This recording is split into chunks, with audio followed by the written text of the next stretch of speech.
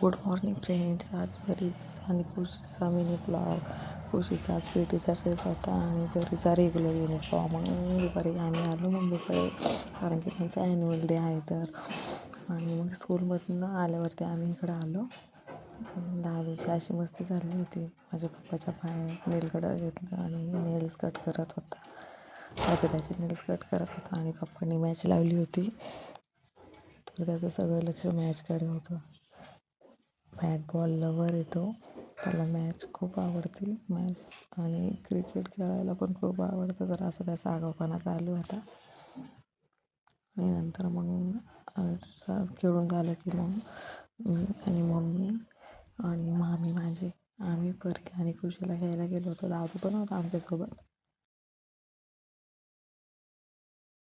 खुशीला आम्ही ट्युशनमधनं घेतलं आणि मग आलो घरी.